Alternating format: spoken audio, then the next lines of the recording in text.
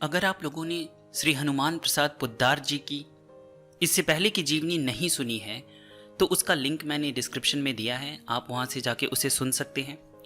और एक बात मैं बोलना चाहूँगा कि इस वीडियो में अपने थंबनेल, शायद आप थंबनेल देख के ही यहाँ पे आए होंगे अगर आप नए हैं इस चैनल पे तो इस पूरा वीडियो को आप अच्छे से ध्यान से सुनिएगा, तो ही आपको सारी बातें समझ में आएगी। भाई जी ने बहुत सारे पत्र लिखे थे, तो गांधी जी को भी उन्होंने बहुत सारे पत्र लिखे हैं, तो उसमें उन्होंने अपना मत भी रखा है। तो बहुत सारी बातें आप पूरे वीडियो को ध्यान से सुनिए तो आपको समझ में आ जाएगा। मैंने वीडियो में बताया भी है कि इसका अगर पीडीएफ आपको चाहिए तो आप कहाँ से प्राप्त कर सकते हैं। तो आइए हम आगे सुनते हैं। आलोचकों का समादर। किसी महानुभाव ने रंगीला भक्त नाम से पुस्तक प्रकाशित की एवं उसमें भाई जी पर कटाक्ष किया। भाई जी ने इस संबंध में पंडित हरिबख्श जी जोशी को जो पत्र दिया उसमें लिखा, आपके कथनानुसार पुस्तक में यदि मुझ पर कटाक्ष किए गए हैं तो इसमें आपत्ति की कौन सी बात है। यदि कोई सच्चा दोष लेखक ने दिखलाया होगा तो मुझे उसका उपकार मानना चाहिए। दोष बताकर सावधान करने वाले सज्जनों को प्रशंसा के पात्र ही समझना चाहिए। यदि लेखक ने कहीं अनुचित और मिथ्या आक्षेप किया हो तो वह भ्रम में है। परमात्मा उसकी भ्रम से भरी हुई बुद्धि को शुद्ध करे। इस पुस्तक को देखकर तो मुझे रत्ती भर भी क्षोभ नहीं हुआ। यदि हमारे हृदय में घृणा, द्वेष, क्रोध आदि उत्पन्न हो जाए तो इससे यह होगा कि उसके मन में तो एक ही दोष था, हमारे मन में कई पाप आ गए। इसका प्रतिकार यही है कि भक्ति के मार्ग में चलने वाले लोग कहीं भी अपने चरित्र में दोष न आने दे।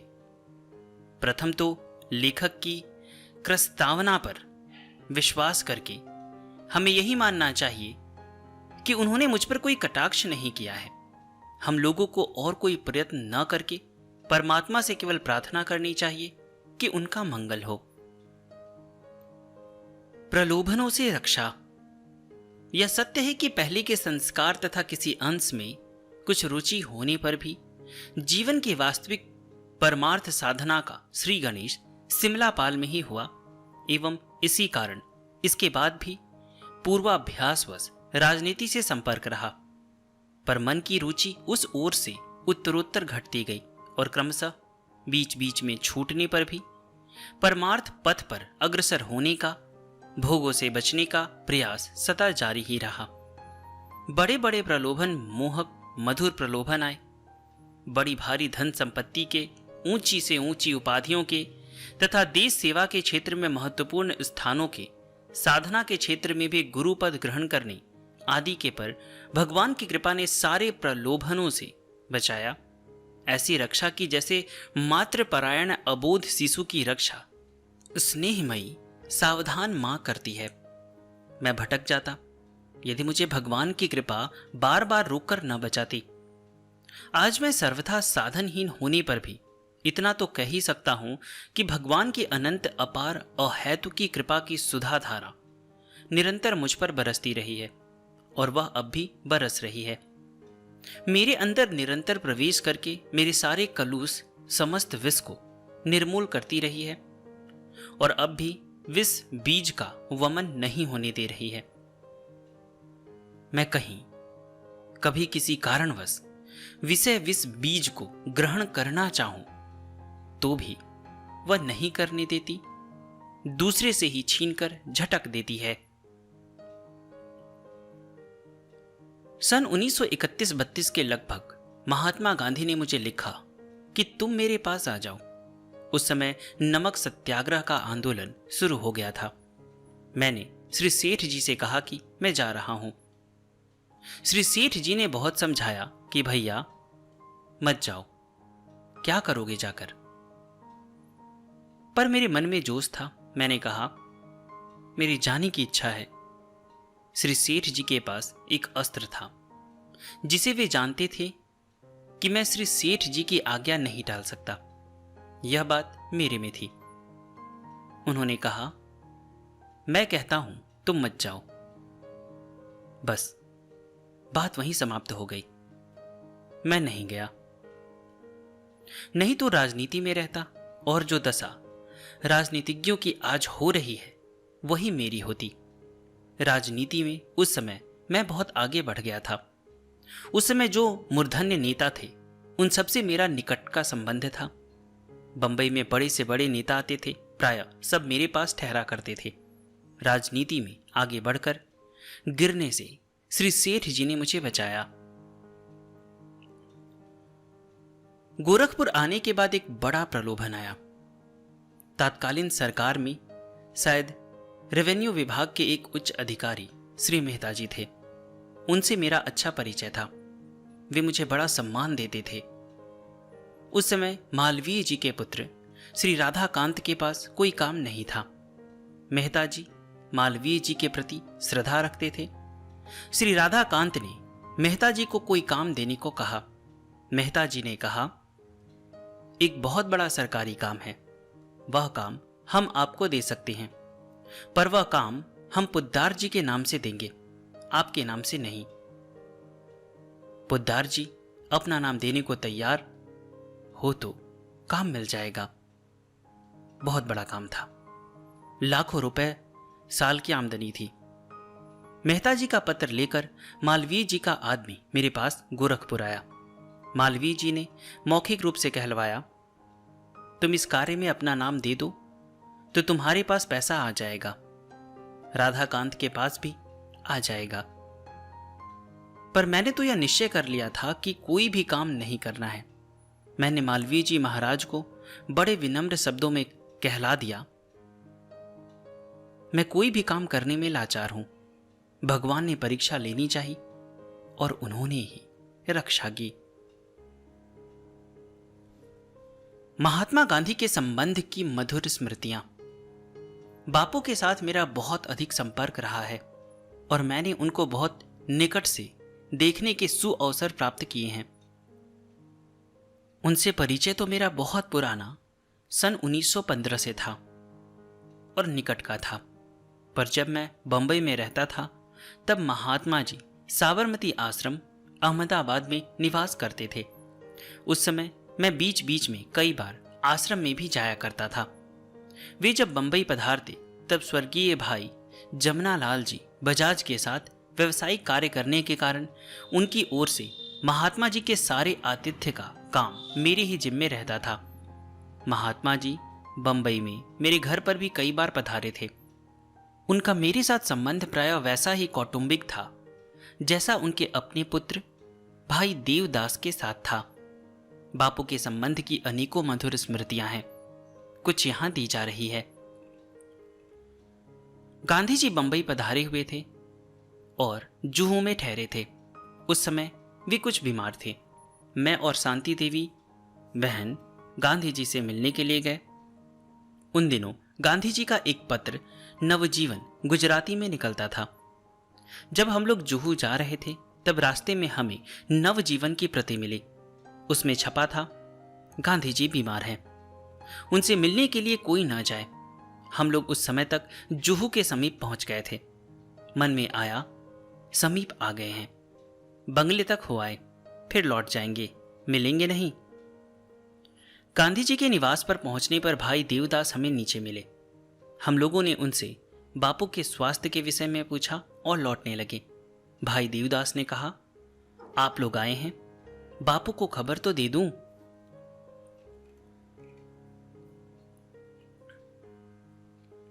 उतनी देर तक ठहरिए, लौटते क्यों हैं? भाई देवदास ऊपर गए और लौटकर बोले, आप लोगों को बापू ने ऊपर बुलाया है। अब तो हम लोग विवश थे। हम लोग ऊपर गए और बापू को प्रणाम किया। वे हंसकर डांटते हुए बोले, लौट क्यों रहे थे? मैंने कहा, बापू नवजीवन में छपा है, इसलिए लौट रहा था। बोले, यह घर वालों के लिए छपा है क्या? देवदास यहां नहीं रहेगा क्या? फिर उन्होंने समझाया, देखो यह तो उन लोगों के लिए है जो यहां आए और शिष्टाचार के नाते उनसे मुझे बोलना ही पड़े, चाहे मुझे बोलने में कष्ट ही हो। मैं यदि उनसे न बोलूं तो उनको कष्ट हो, दुख हो, इसलिए उन लोगों को आने से रोक दिया है। तुम आओ तुमसे मैं एक शब्द भी ना बोलूं, तुम बैठे रहो। तुमसे ना बोलूं तो तुम्हें उसमें तनिक भी विचार नहीं होगा, अतएव तुम्हारे आने में मुझे क्या संकोच है। आए हो, कुछ देर बैठो। हम लोग कुछ देर बैठे, फिर लौट आए। एक हमारे लक्ष्मणगढ़ के ब्राह्मण थे। उनका नाम था बालूराम जी। वे पढ़े लिखे नहीं थे। पहले आसाम में किसी फर्म में नौकरी करते थे। वहां से माल खरीदने कलकत्ता जाया करते थे। वे किसी के आड़त में माल खरीदते। भगवान की उन पर बड़ी कृपा हुई। एक दिन उनके मस्तिष्क में यह बात आई कि कोई कपड़े की आढ़त करता है, कोई गल्ले की। हम भगवान के नाम की आढ़त का व्यापार क्यों ना करें। उन्होंने नौकरी छोड़ दी। उस जमाने में खर्च बहुत कम था और लोगों की आवश्यकताएं भी आज की तरह बेहद बढ़ी हुई नहीं थी। उन्होंने सोचा, हमारा खर्च तो थोड़े में चल जाएगा, ब्राह्मण हैं, कहीं से मिल ही जाएगा। नौकरी छोड़कर भगवान के नाम की आढ़त करने लगे। वे हर एक के पास जाते, समझाते, खींचते, फुसलाते, लालच देते और भगवान के नाम जप की प्रतिज्ञा करवाते। वे बड़े बड़े बही खाते रखते थे और प्रतिज्ञा करा के बही में उसकी सही करवाते थे। कहने का मतलब है कि वो बुक ले जाते थे, उसमें बोलते थे कि तुम प्रतिज्ञा करो भगवान का नाम लेने का, और उसके बाद उसका नाम वगैरह लिख लेते थे और साइन भी करवा लेते थे। और यहाँ पे जो आढ़त लिखा गया, इसका मतलब होता है मतलब व्यवसाय, काम, कि क्यों ना हम भगवान के नाम को ही बढ़ाने का काम करें। मुसलमानों के पास भी जाते, ईसाइयों, जैनियों के पास भी जाते। कहते, भाई तुम जिसको भगवान मानते हो उसी का जप करो। उनकी बहियों को मैंने देखा है, लाखों लोगों को उन्होंने नियम दिलवाया होगा। एक बार बापू बंबई पधारे थे। लेबर्नम रोड पर ठहरे थे। उस समय मेरे साथ बालूराम जी थे, जो राम नाम के आढ़तिया कहलाते थे, ठहरे हुए थे। श्री जमुना लाल जी बजाज भी बंबई में थे। मैं, जमुना लाल जी बजाज तथा राम नाम के आढ़तिया तीनों गांधी जी के पास गए। गांधी जी ने पंडित जी का पूरा परिचय पूछा। बालूराम जी ने अपनी बही खोलकर सामने रख दी और बोले, इस पर सही करो और नाम जप करो। वे ऐसे ही बोलते थे। हम लोगों ने गांधी जी को सब बात बताई। वे बड़े प्रसन्न हुए, बोले, भगवान में लोगों को लगाना बड़ा अच्छा काम है। थोड़ी देर रुककर बोले, देखिए आप कहें तो मैं सही कर दूं, पर एक बात है, जब मैं अफ्रीका में था तब संख्या से नाम जप करता था, पर अब तो मेरा दिन भर नाम जप चलता है। जब उसकी संख्या नहीं है तब उसको संख्या में क्यों बांधते हैं। इस पर जमुना लाल जी ने कहा, बापू आपको सही करने की आवश्यकता नहीं है। बापू ने सही नहीं की। कल्याण का भगवान नामांक निकलने वाला था। सेठ जमुना लाल जी को साथ लेकर मैं बापू के पास गया, राम नाम पर कुछ लिखवाने के लिए। बापू ने हंसकर कहा, जमुना लाल जी को साथ क्यों लाए हो? क्या मैं इनकी सिफारिश मानकर लिख दूंगा? तुम अकेले ही क्यों नहीं आए? जमुना लाल जी मुस्कुराए।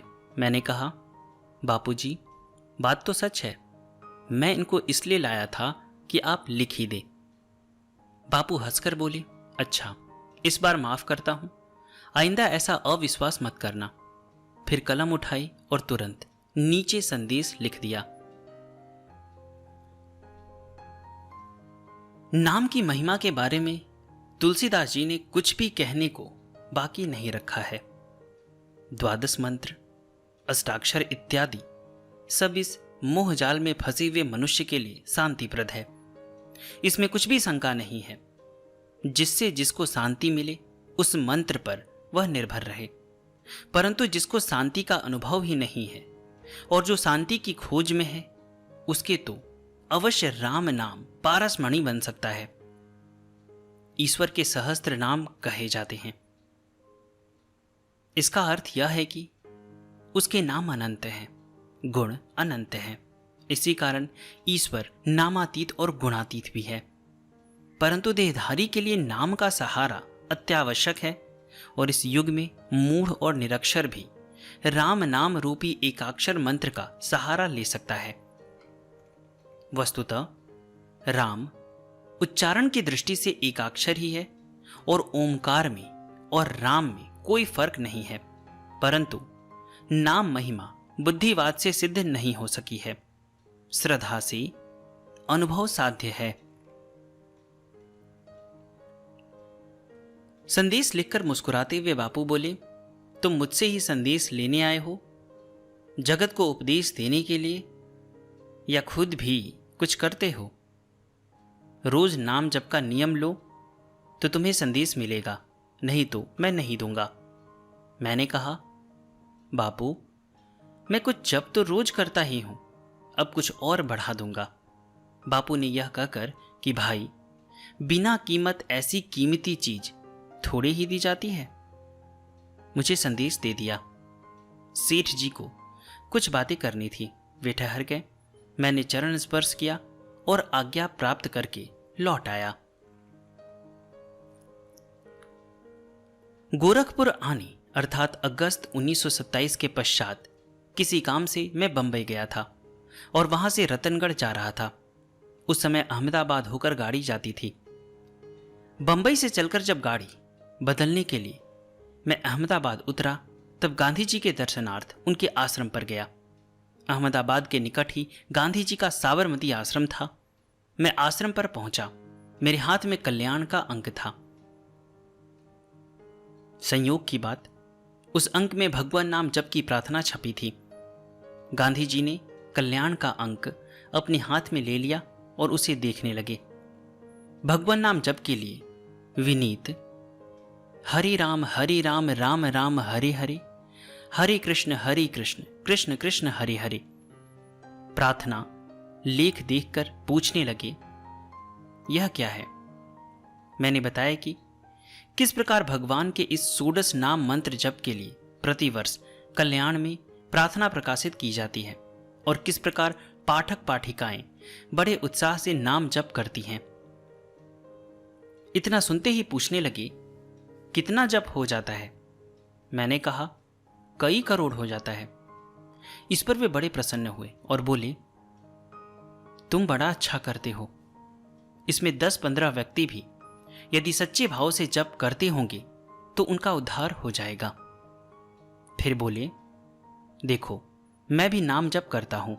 और उन्होंने गोल तकिए के नीचे से तुलसी की माला निकाली और दिखाते हुए बोले, इसी के सहारे रात्रि के समय जप करता हूं। संयोग से उनकी वह माला टूटी हुई थी और मेरी जेब में तुलसी की एक नई माला थी। मेरे मन में आया, इनकी टूटी हुई माला की जगह नई माला बदल दूं। मैंने बापू से प्रार्थना की, बापू आपकी यह माला तो टूट गई है, इसे आप मुझे दे दीजिए और आप नई माला ले लीजिए। और मैंने अपनी जेब से नई माला निकालकर उनकी ओर बढ़ाई। बापू बड़े विनोदी थे। उन्होंने बड़ा प्रेम भरा विनोद किया। बोले, तुम मुझे माला देने आए हो? अर्थात मुझे चेला बनाने आए हो?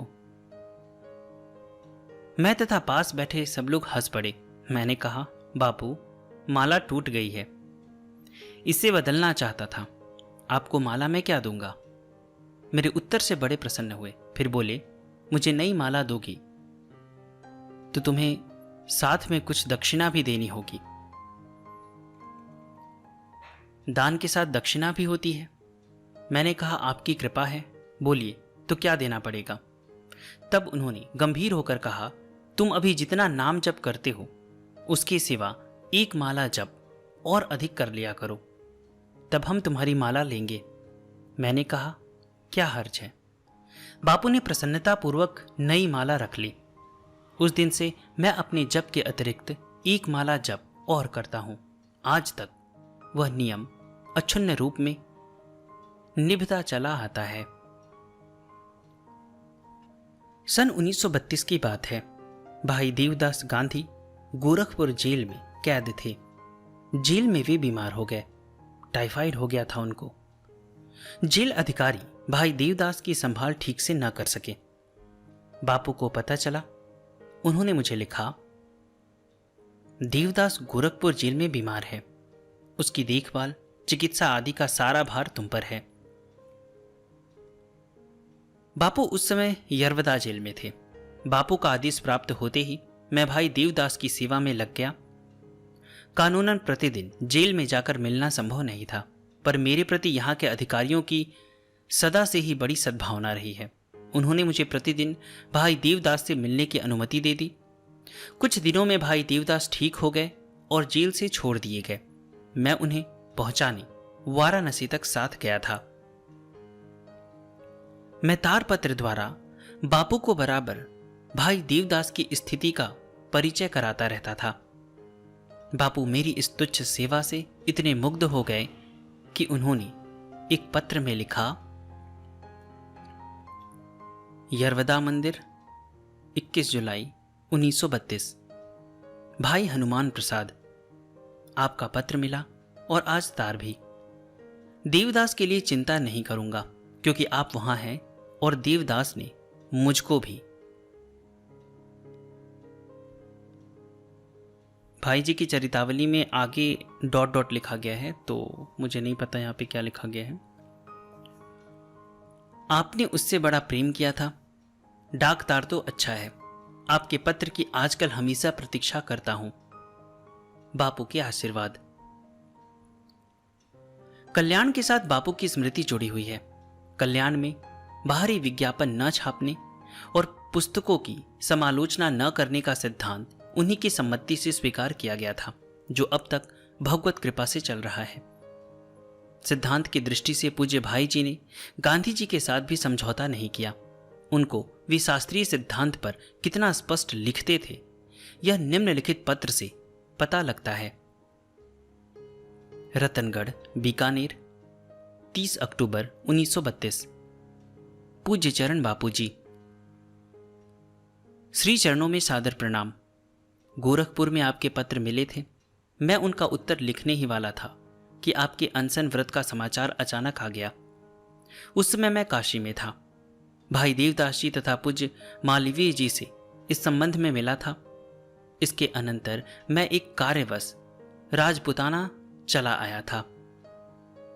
यहां से यरवदा आने का विचार था, परंतु यह सोचकर कि मैं कुछ काम तो कर नहीं सकूंगा, सिर्फ नाम के लिए जाना उचित नहीं, मैंने विचार छोड़ दिया। यहां दूर बैठे बैठे जो कुछ बन सका सो किया।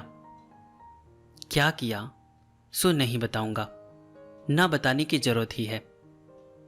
फिर भाई घनश्याम दास बिड़ला ने कृपापूर्वक समझौता होने और आपके व्रत पूर्ण होने की खबर तार द्वारा दे दी, जिससे पूरी सांत्वना मिल गई। आपने पहले पत्र में जो कुछ उपदेश लिखा सो सर्वथा सत्य है। मैं भी मानता रहा हूं कि किसी भी कारण असत्य का सहारा लेने का और राग द्वेष निंदा कर्म करने वाला भगवान को प्राप्त नहीं कर सकता। दूसरे विषय में मेरा यह निवेदन है कि मैंने प्रवृत्ति से अलग रहकर सत्य के मार्ग पर चलने की जो बात लिखी थी, उसमें प्रवृत्ति का अर्थ प्रपंच मात्र से अलग रहने से नहीं था, बल्कि ऐसे ही प्रपंच की ओर मेरा इशारा था जो हिंसा, द्वेष, स्वार्थ कामना, परदोष दर्शन, पर पीड़न, लोभ, मत्सरता आदि दूषित वृत्तियों को बढ़ाने वाला हो। आजकल प्रायः सभी क्षेत्रों में इस प्रकार के प्रपंच की ही प्रबलता है। इससे मैंने निवेदन किया था। अपने कार्ड में लिखा था, मैं अनुग्रह क्यों मानूं? ऐसी सेवा मूक होकर लेना ही मुझे तो सभ्यता प्रतीत होती है। सब सच्ची सेवा का बदला मनुष्य नहीं दे सकता, ईश्वर दे सकता है। मैं नहीं समझता इस प्रकार के शब्द लिखने की भी जरूरत आपको क्यों मालूम हुई। मुझे तो ऐसा ही प्रतीत होता है कि शायद मेरे मन में ही कहीं इस कार्य को सेवा समझने का अभिमान और अनुग्रह मनवाने की इच्छा छिपी हुई है, इसलिए आपके हृदय में ऐसे भाव आए हैं। सच्ची बात तो यह है कि मुझे भाई देवदास जी के लिए जितना कुछ करना चाहिए था उतना मैं कर ही नहीं सका, और यदि किया भी तो उसमें सिवा स्नेह तथा आत्मीयता के और कोई कारण नहीं होना चाहिए। आपको शायद स्मरण होगा, क्योंकि आपकी स्मृति शक्ति बहुत तीव्र है।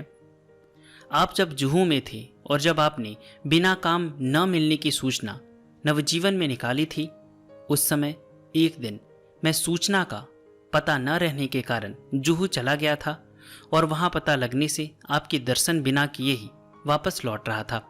तब आपने मुझे बुलवाकर कहा था, यह सूचना परिवार के लोगों के लिए नहीं है, तुम तो परिवार के ही हो।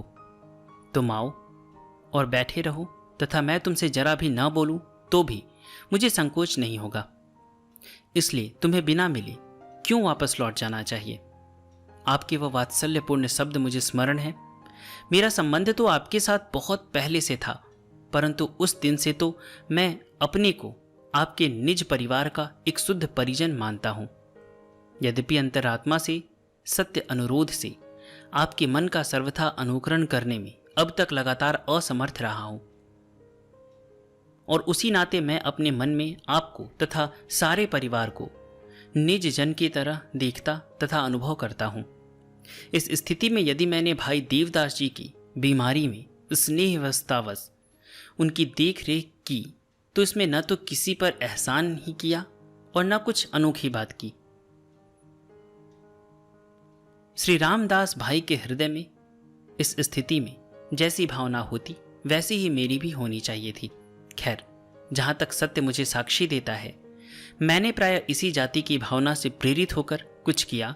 इस पर भाई नारायण दास तथा मीरा बहन ने तो कृतज्ञता प्रकट कर मुझे लज्जित किया है, परंतु आपके शब्द तो एक प्रकार से बहुत ही संकोच के कारण हो गए। इससे मेरी अयोग्यता प्रकाशित हो गई। इतना अच्छा हुआ। आपका स्वास्थ्य अब अच्छा होगा। कृपा कर दिनचर्या तथा खान पान की व्यवस्था लिखवाएं। आज मैं बहुत लंबा पत्र लिख रहा हूं। यह पत्र मैं बहुत दिनों पहले लिखने वाला था, परंतु प्रथम तो आपके शारीरिक दुर्बलता को देखकर, दूसरे अपनी नगण्यता की ओर ध्यान देकर नहीं लिखा, परंतु अंत में अपने शूद्र व्यक्तित्व का ध्यान होते हुए भी अपने मन की बात बालक की तरह सेवा में रख देनी उचित समझी। इससे यह साहस किया। मेरी नम्र प्रार्थना है कि आप कृपा पूर्वक इस पत्र को पढ़ें या पढ़वा कर सुन लें, और जो कुछ उचित हो उत्तर में उपदेश देने की कृपा अवश्य करें।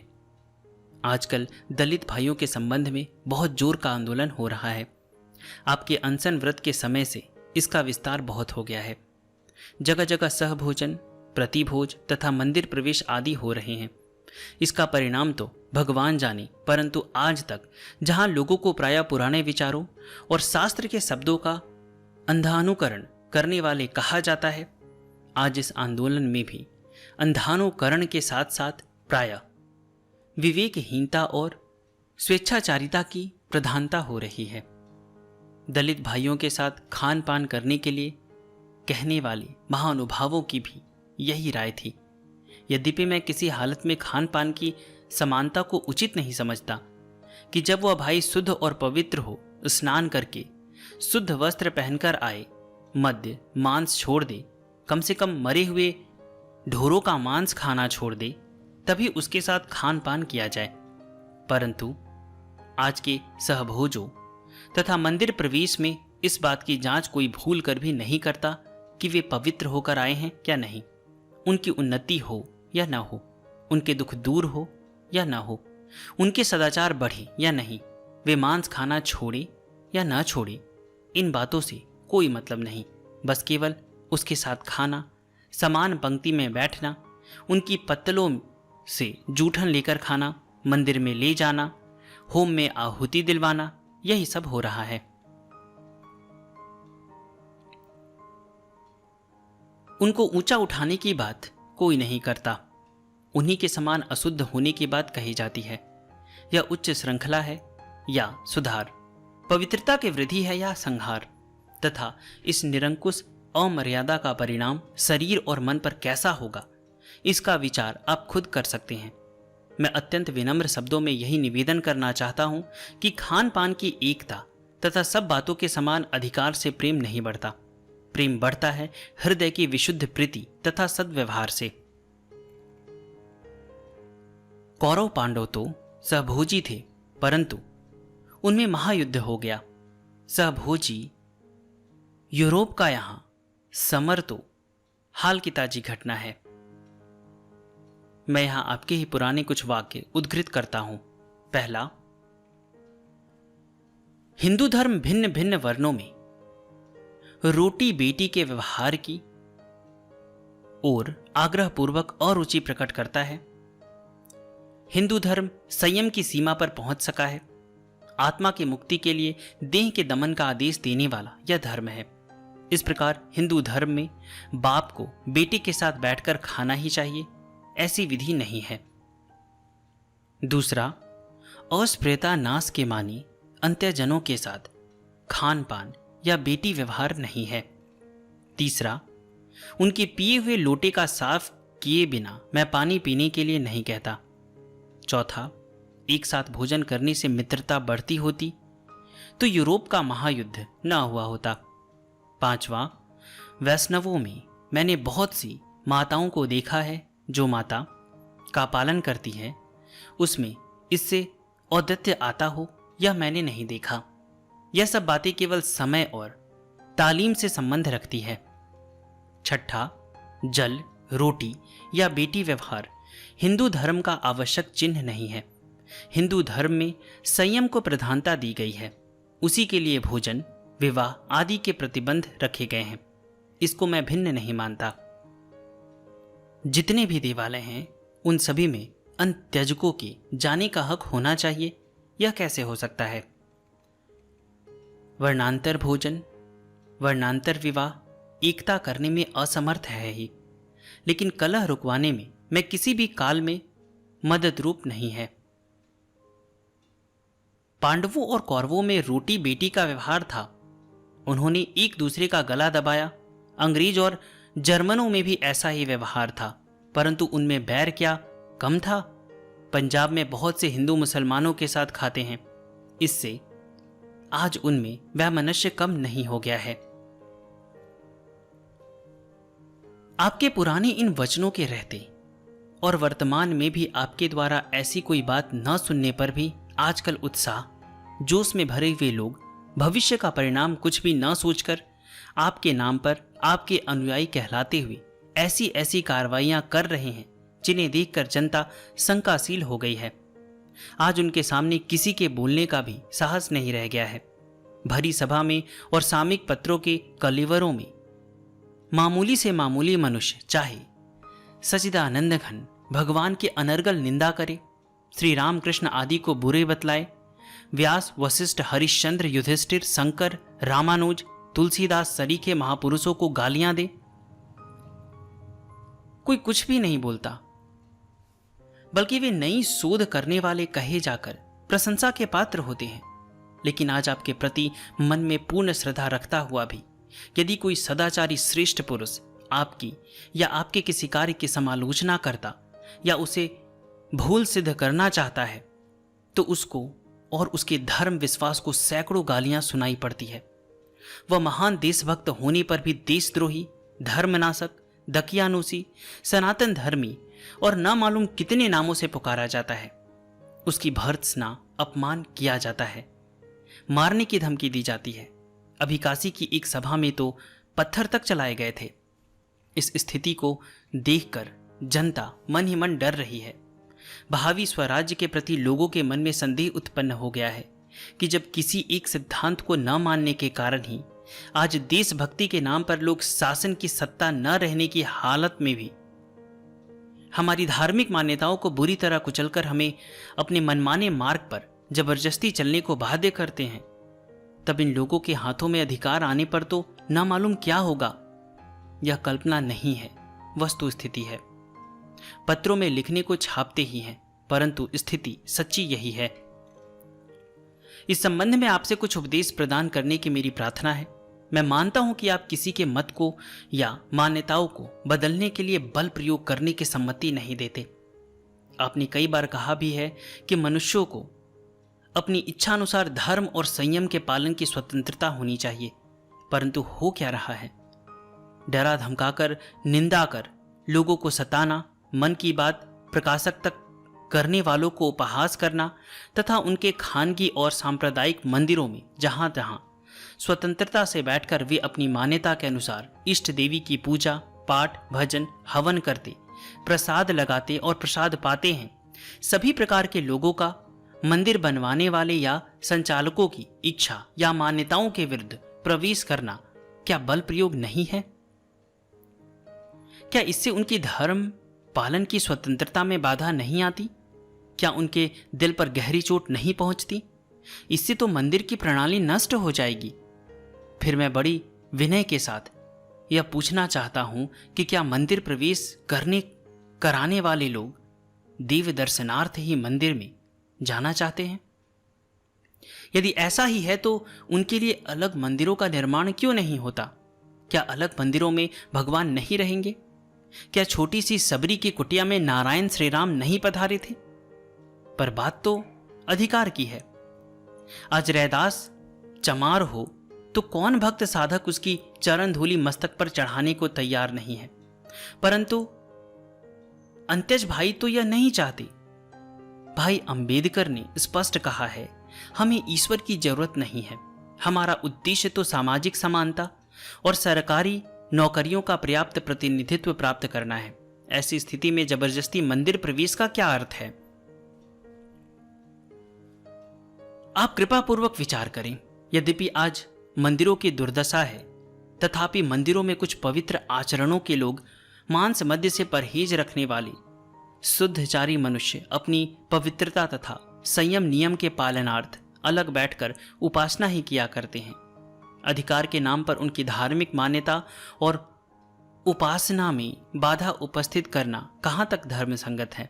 यदि ऐसी ही धांधली होगी तो अंत्यज भाई तो पवित्र और भक्त बनेंगे ही नहीं, उल्टी पवित्रता के स्थान पर अपवित्रता आ जाएगी और परस्पर वैमनस्य पैदा होकर आपके कथनानुसार एकता तो होगी नहीं, कला का रुकना भी कठिन हो जाएगा। फिर एक बात और, आपके हृदय में सत्य, अहिंसा और प्रेम की बड़ी प्रतिष्ठा है। आपका कहना सबके लिए एक सा लागू नहीं हो सकता। आज आपके अनुयायियों में कितने मनुष्य वस्तुतः आपके सत्य, अहिंसा और प्रेम व्रत का पूर्ण अनुसरण कर सकते हैं? आपकी स्थिति आपके हृदय तक ही सीमित है। साधारण लोग तो आपका सर्वांग में अनुकरण करने जाकर उच्च श्रृंखलता का पाठ ही पढ़ रहे हैं। विपक्षी को वैरी मानना, उसे गिराने की चेष्टा करना, बल प्रयोग करके उसे दबाना आज की वस्तु स्थिति है। एक आदमी वस्तुतः देशभक्त है, उसने देश के लिए त्याग किया है, सबसे प्रेम करना चाहता है, यथासाध्य सहायता करता है, शरीर से अंत्यज भाइयों की उससे आवश्यकता पड़ने पर सेवा की है और करने को भी तैयार है, परंतु अकारण ही जाकर उनके गले नहीं लिपटता। अशुद्ध स्थिति में उनको छूकर नहाना अच्छा समझता है। हर किसी के साथ खान पान करना स्वास्थ्य, संयम, धर्म के लिए हानिकारक समझता है। तो आज उसकी दिल लगी उड़ाई जाती है। वह जिनके वाक्यों का अनुगमन करता है उन मनु, याज्ञवल्क्य, देवल आदि ऋषियों को मूर्ख तथा स्वेच्छाचारी बतलाया जाता है। हर तरह से उसको नीचा दिखाया जाता है, सिर्फ इसलिए कि वह माता को रजस वाला अवस्था में न छूकर उसकी आवश्यकतावश हर तरह की सेवा करने में तैयार रहने की भांति अंत्यज भाइयों से भी परहेज रखता है। मैं क्या बतलाऊं? जब एक देश का सच्चा हितैषी, सदाचारी, सत्यवादी मनुष्य इसी बात को लेकर अपमानित होता है, तब उसको बड़ा कलेश होता है। क्या जन्म मरण के और शौच में किसी को न छूना उसका अपमान है? क्या रजस वाला माता के हाथ की बनाई रसोई न खाना दोष है? क्या अपने ही अशुद्ध अंग का स्पर्श न करना द्वेष या घृणा का कारण होता है? आज अंत्यज भाइयों को जिस उच्च श्रृंखलता से हिंदुओं को विरुद्ध अनुचित रूप में भड़काया जाता है और उनके न चाहने पर भी ऊंची जातियों के हिंदुओं से बदला चुकाने के लिए उन्हें अपमानित करने तथा उनके साथ रोटी बेटी का व्यवहार करने की बात पर जोर दिया जाता है, उसका कितना भयानक परिणाम होगा। परस्पर वैमनस्य होकर कितनी खून खराबियां होंगी, इस बात को सोचते ही दुख होता है। इसी भड़काने का यह परिणाम था कि भाई अंबेडकर के हाथ में महात्मा गांधी के प्राण आ गए थे। वे रखे तो रहे, नहीं तो नहीं। कहना तो बहुत कुछ है, परंतु पत्र की लंबाई देखकर डर रहा हूं, इसलिए इसे यहीं समाप्त करता हूं। मैं आपका किसी अंश में भक्त हूं, अनुयायी न होने पर भी परिवार का प्राणी हूं। इसी से इतना लिखने का साहस किया है। मेरी प्रार्थना है आप बढ़ती हुई उच्च श्रृंखलता को रोकिए। मैंने दिग्ध दर्शन मात्र कराया है। वास्तव में बहुत ज्यादा दबाव डाला जा रहा है और व्यक्तिगत धर्म संबंधी स्वतंत्रता पर आक्रमण हो रहा है। आशा है इसका संतोषजनक उत्तर मुझे शीघ्र मिलेगा। आपका बालक हनुमान प्रसाद पोद्दार। मेरे इस पत्र को यदि पढ़ेंगे तो वर्तमान स्थिति के अनुसार संभवतः बहुत से मेरे प्रेमी भाई मुझ पर नाराज होंगे, परंतु मैं यह सत्य निवेदन करता हूं कि किन्हीं भाई का जी दुखाना मेरा उद्देश्य नहीं है। मुझे यह लिखने में अवश्य ही संकोच होता है, तथापि धृष्टता करता हूं कि जहां तक मैं समझता हूं मैं कह सकता हूं कि अंत्यज भाइयों के साथ मेरे हृदय में प्रेम शायद थोड़े ही भाइयों के प्रेम से कम हो। आत्मा के नाते तो सब अपने स्वरूप हैं और परमात्मा के नाते पूज्य हैं। सिया राम मैं सब जग जानी, करो प्रणाम जोरी जुग पानी। हनुमान प्रसाद। महात्मा गांधी से निकटता का संपर्क होने पर भी उनकी सारी बातें मेरी समझ में नहीं आई। अंतिम दिनों के आसपास उनका मेरे पास पत्र आया। उन्होंने लिखा है कि मैं जानता हूं कि बहुत सी बातों में मुझसे तुम्हारा मतभेद है और मतभेद होने पर भी तुम मुझसे प्रेम करते हो। इससे तुम्हारे प्रति मेरी श्रद्धा और बढ़ जाती है। लेकिन भाई, जिन जिन बातों में हम लोग एक मत हैं, हम लोग क्यों ना एक साथ काम करें। तुम गोरखपुर से आ जाओ। अब कहां मैं और कहां गांधी जी। मतभेद तो होता है बराबर वालों में, पर यह उनका सील सौजन्य, उनका ऊंचापन था। वे बहुत ऊंचे थे। भगवान ने बचाया, मैं गया नहीं। इस वीडियो में आपने जो भी सुना, अगर आपको समझ में नहीं आया तो अगर आप चाहें तो फिर से सुन सकते हैं, नहीं तो अगर आप पीडीएफ में पढ़ना चाहते हैं तो मैंने अपने टेलीग्राम का लिंक दिया है डिस्क्रिप्शन में, या अगर आप टेलीग्राम में जाके अमसू ज्ञान सर्च करेंगे AMSUGYAN तो आपको हमारा चैनल मिल जाएगा। वहाँ पे मैंने PDF डाल दिया है, तो आप वहाँ से जाके PDF प्राप्त कर सकते हैं। और पेज नंबर 110 के बाद आप पढ़िएगा तो आपको ये मिल जाएगा। अभी हनुमान प्रसाद पोद्दार जी की पूरी जीवनी मैंने नहीं सुनाया है, मैं पार्ट वाइज आपको सुना रहा हूँ, क्योंकि करीबन 350 पेज की वो जीवनी है, तो एक बार में पूरा नहीं हो पाएगा। तो आप इस चैनल के साथ बने रहें, मैं जल्द ही आगे की जीवनी उनकी लेकर आऊँगा। और जैसा कि आप लोगों को पता है कि श्री पोद्दार जी को भगवान ने दर्शन दिया था और उनका आदेश था कि तुम आगे नाम का प्रचार करो। तो आगे बहुत सारी रहस्यमय बातें हैं जो हम आगे की जीवनी में सुनेंगे, तो हमारे साथ बने रहें। धन्यवाद।